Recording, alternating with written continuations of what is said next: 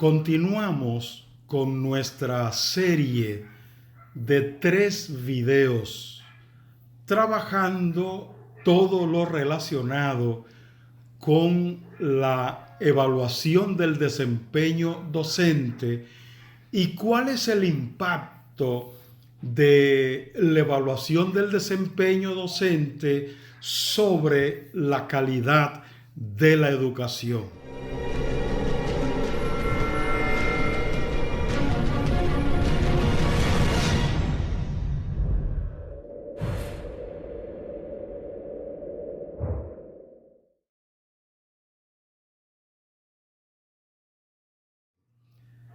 Anteriormente habíamos iniciado la serie, es decir, trabajamos el video número 1. Con este entramos entonces al video número 2. ¿Cuál es el propósito que se busca con los estándares de desempeño docente? Los estándares del desempeño docente establecen los principios fundamentales de la práctica educativa. Lo que debe ocurrir en un centro educativo y en todos los centros educativos tiene que estar predefinido, y eso hace el sistema al disponer de la carrera docente. Es decir, al establecer la carrera docente, inmediatamente establece los principios, los fundamentos, los criterios que van a orientar la práctica educativa que sea más efectiva para un país, en este caso para la República Dominicana. Como sabemos, la docencia o el trabajo docente debe estar centrado en el alumno, pero no simplemente porque se le haya ocurrido a alguien de esta manera, sino porque así está establecido. Todos los profesores, los maestros, los directores de los centros educativos, los coordinadores docentes, los técnicos distritales y regionales van a defender el principio de que la centralidad del trabajo docente está en el alumnado. También los materiales que van a ser utilizados, como la tecnología que va a ser aplicada en las distintas aulas de clases, teniendo en cuenta el principio de que la docencia y todo el trabajo del aula tiene que estar centrado en cada uno de los alumnos. El estándar para los maestros indica que éste tiene que ser capaz de examinar su propia práctica, de estudiar lo que él hace, de darse cuenta hacia dónde está caminando para poder mejorar su propio ejercicio. Éticamente, el docente tiene que estar comprometido con su autosuperación, con su autodesarrollo. Él tiene que identificarse con unos planes que alimenten, que orienten, que estimulen su propio desarrollo profesional. También el compromiso que tienen los docentes de impulsar la constitución de una comunidad de aprendizaje. No se trata de impartir clases, de desarrollar la docencia pura y simplemente. Se trata de que el trabajo docente impulse hacia la constitución de una comunidad de aprendizaje.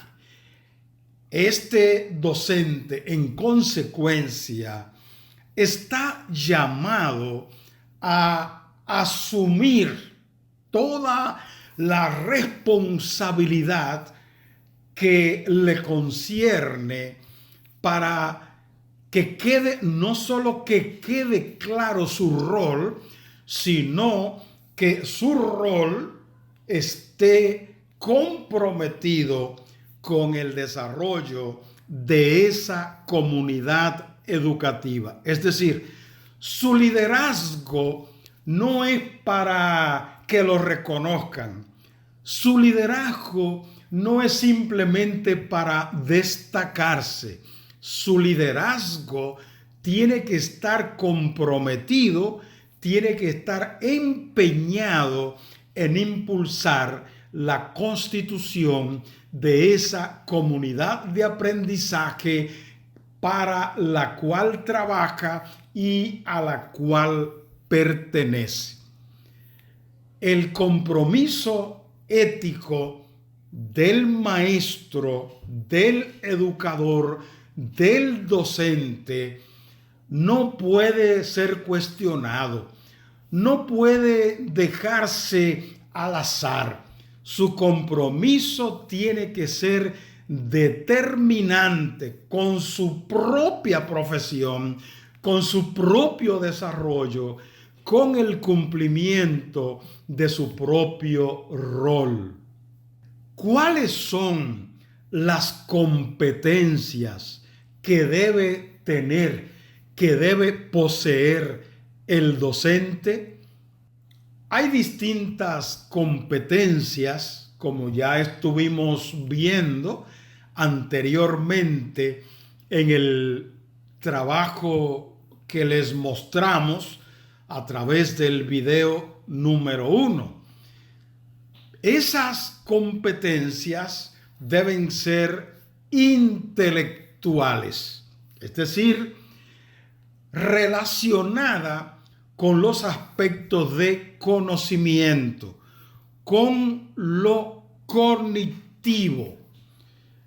Deben ser competencias de naturaleza comunicativa. No solo lo intelectual, sino debe poseer competencias para la comunicación, para poder transmitir con facilidad, sin mayores inconvenientes, sus ideas, sus pensamientos, sus preocupaciones. Si no hay una buena comunicación, disminuye la efectividad del trabajo docente. También tiene que poseer ese docente competencias pedagógicas. Él tiene que manejar la pedagogía. Él tiene que saber cómo se aprende y cómo se enseña, cómo se debe dar la relación de alumnos con maestros, cuál es el papel que uno juega y que el otro juega, cómo entra la tecnología, cómo entran los equipos, los materiales de apoyo que van a estar utilizando para promover los aprendizajes de cada uno de los alumnos. Tiene que tener también competencias interpersonales. El docente debe mantener una buena relación con las personas con las cuales se trata. Si él trabaja con personas, debe ser bueno entonces en sus relaciones interpersonales. Pero no solo competencias interpersonales, sino intrapersonales, es decir, hacia adentro. Él mismo, consigo mismo, tiene que mostrar competencia de que él se conoce a sí mismo, de que él se comprende, de que él sabe quién es y lo que es. Y en consecuencia, a partir de lo que es, entonces desarrolla su trabajo. Y tienen que haber también en esos docentes competencias tecnológicas. Él tiene que tener un mínimo para el manejo de la tecnología. No es posible en pleno siglo XXI que el docente no se apropie de la tecnología que tiene a su disposición para apoyar su trabajo. La enseñanza, el proceso que está a su cargo debe ser apoyado con tecnología para que así se incrementen las posibilidades de aprendizaje de los alumnos, de los estudiantes. Hago una síntesis muy rápida de esas competencias que debe poseer cada docente. Competencias intelectuales, competencias comunicativas, competencias pedagógicas, competencias interpersonales, competencias intrapersonales y competencias tecnológicas. ¿Cuáles áreas son evaluadas? Este es un capítulo sumamente importante porque a la hora de que un docente va a ser sometido a evaluación, a un examen de su práctica, de lo que él hace, de lo que él es, él debe conocer cuáles son las materias, cuáles son las asignaturas que va a estar mirando el evaluador. Primera asignatura, la planificación de clase. Cuando hay una evaluación del desempeño docente, se mira la planificación. ¿Qué tanto sabe y qué tanto planifica su trabajo de aula del día a día el docente, el profesor?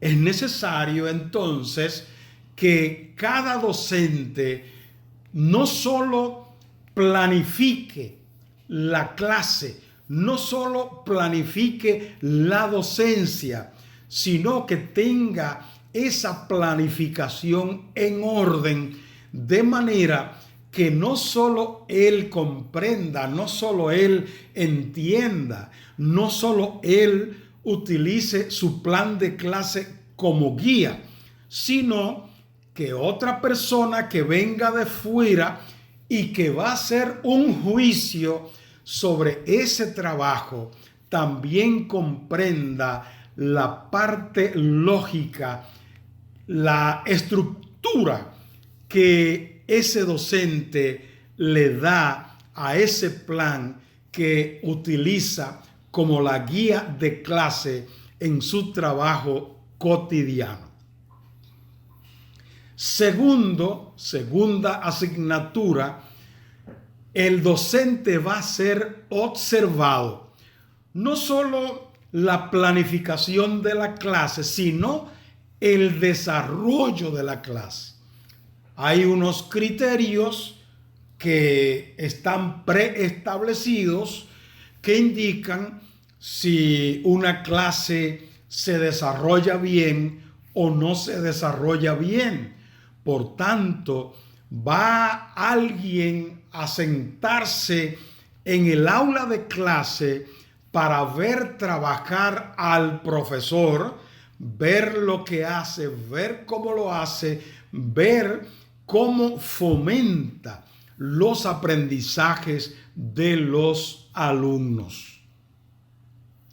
Tercera asignatura, su rendimiento profesional, su práctica laboral, es decir, qué tanto conoce, qué tanto sabe y qué tanto desarrolla lo que conoce y sabe ese docente, ese profesor.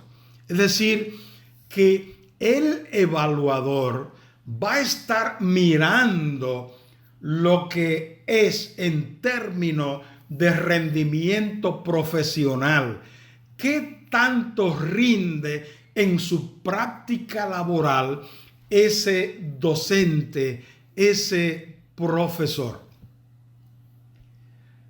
Cuarta asignatura que va a ser evaluada, que va a ser observada, es el dominio que el docente tiene de los enfoques curriculares. El profesor tiene que saber cuál es el enfoque predominante en el sistema educativo para el área de trabajo que él tiene o en atención a la edad de los alumnos con los cuales él rinde su servicio, con los cuales él trabaja. Es decir, que el evaluador va a hacer un juicio relacionado con el dominio que tiene el docente de los enfoques curriculares. Quinto, la metodología de trabajo que emplea. Es necesario que el docente no trabaje a lo que le salga, al azar. Tiene que tener el dominio no de un método, de distintos métodos para aplicar la estrategia que corresponda en cada caso. Es decir, que el evaluador se va a fijar en lo que él hace, pero también en la forma como lo hace. En sexto lugar, los procedimientos que sigue, cómo avanza, cómo progresa y cómo logra que progresen sus alumnos en la clase.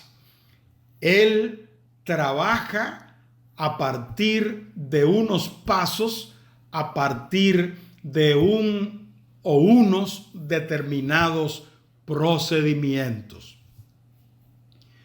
Otra asignatura, otra área, otra materia sobre la cual va a ser evaluado el profesor, el docente, es el registro de grado del año anterior. ¿Cómo usa el registro de grado? ¿Está bien llenado? ¿No hay errores? ¿No hay borrones?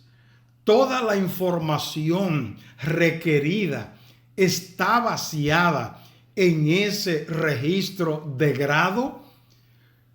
Es decir, que cada docente que trabaja con un grupo de estudiantes tiene que mantener su registro de grado debidamente trabajado, llenado con corrección, sin faltas ortográficas, sin borrones, sin saltar aspectos, que toda la información requerida esté ahí contenida, que haya limpieza, que haya corrección en el llenado, que no haya tachadura, que no haya borradura.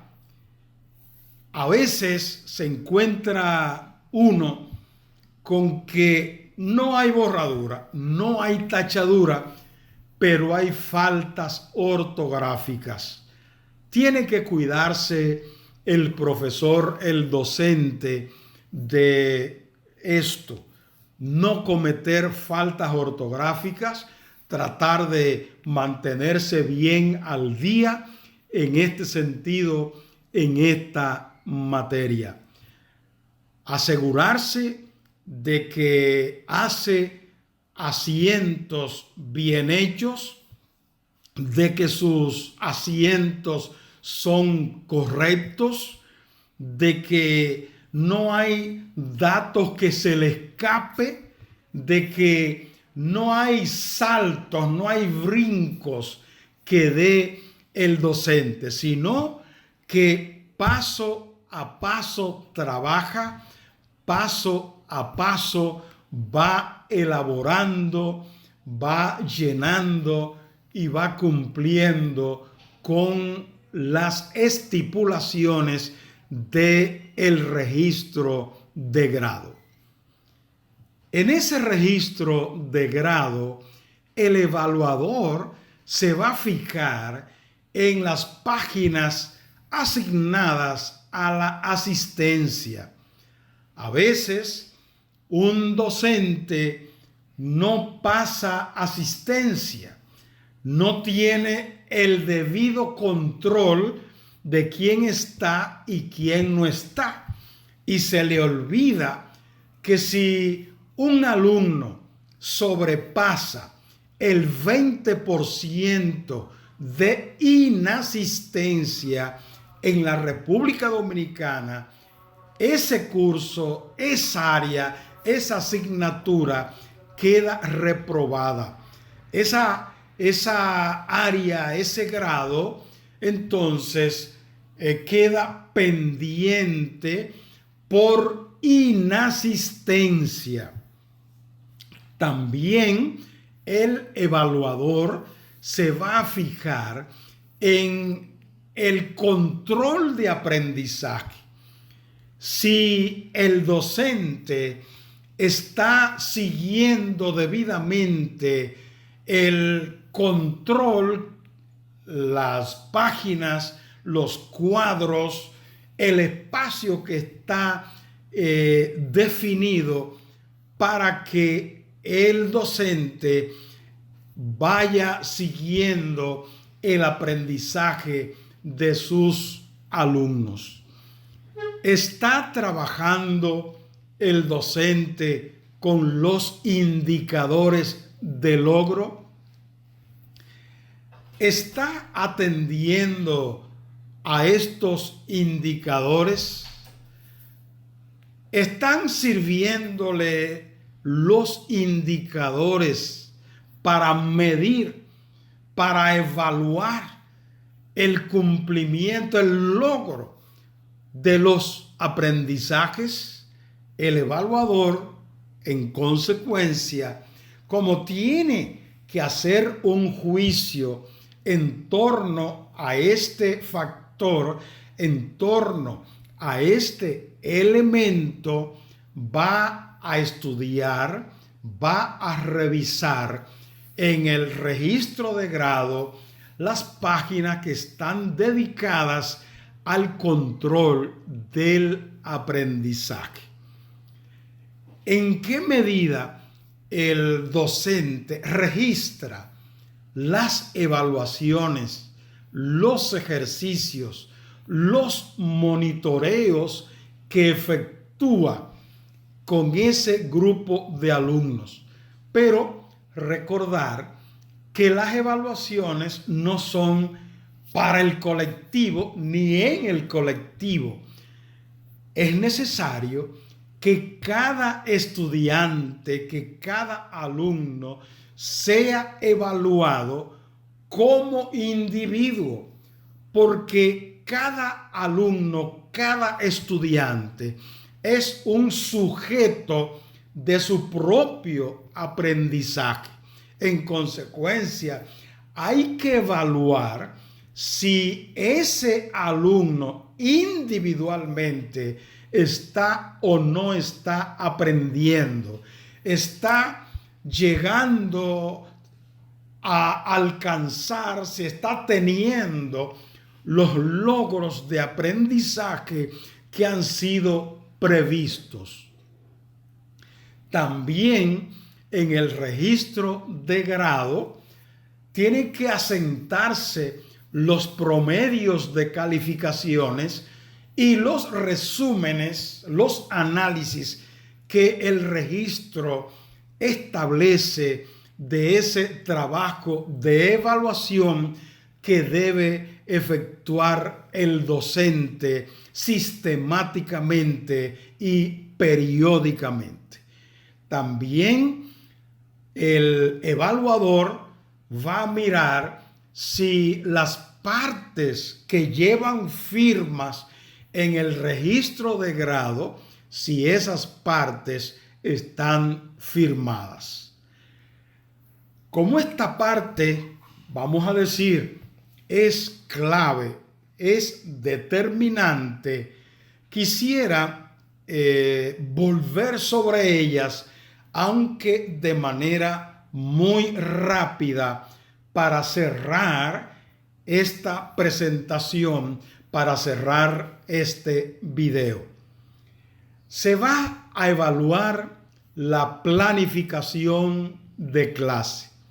Se va a evaluar el desarrollo de la clase mediante observación de la clase.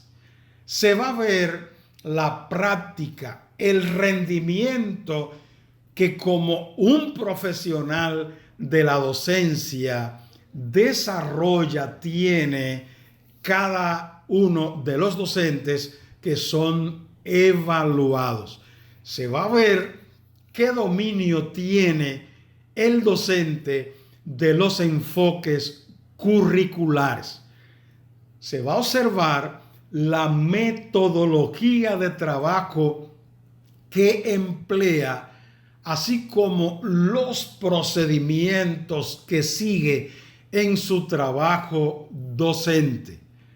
Se va a observar, se va a mirar, se va a evaluar el trabajo del docente desde el registro de grado, el llenado del registro de grado del año anterior, que sea un registro limpio, que no hayan correcciones, que no hayan tachaduras, que no hayan borrones, que no haya faltas ortográficas, que donde dice observaciones, el profesor anota las observaciones correspondientes, que donde pide datos haya asiento de datos de los alumnos tal como se establece, tal como se pide, que haya el debido control de la asistencia, que haya control del aprendizaje,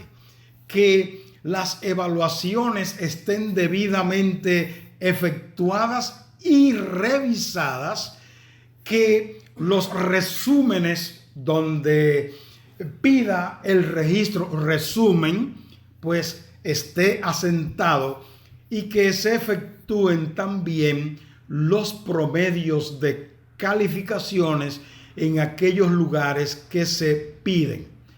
Finalmente, que en el registro aparezcan confirmadas las firmas correspondientes. Hasta aquí nuestro segundo video sobre el impacto de la evaluación de desempeño en la calidad de la educación. El video 1 trata sobre el concepto de la evaluación del desempeño docente. El video 2 se refiere a los propósitos de la evaluación de desempeño docente y el video 3 se refiere a la aplicación de la evaluación del desempeño docente. Más adelante continuamos con el video 3 de esta misma serie.